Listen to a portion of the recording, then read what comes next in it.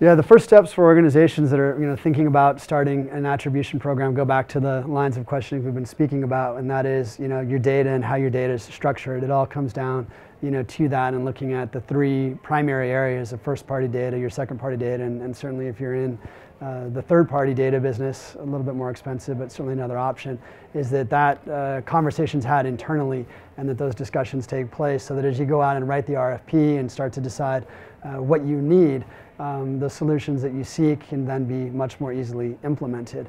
And that conversation needs to have more than just the marketing team at the table.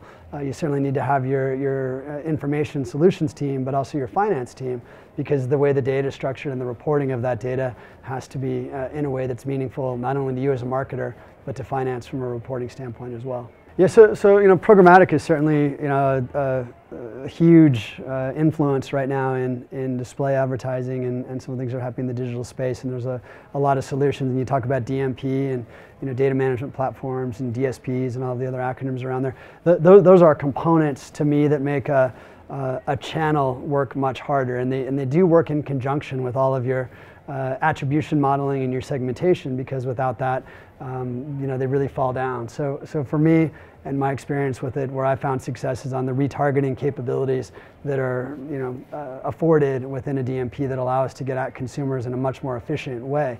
Now that retargeting ability comes from segmentation, and that segmentation that you provide then feeds your attribution, feeds your DMP, but it all comes together within attribution as far as what that DMP or what that display experience, how it influences the overall marketing flow. So I would say that they work hand in hand, but you don't necessarily have to have a DMP to have an attribution model.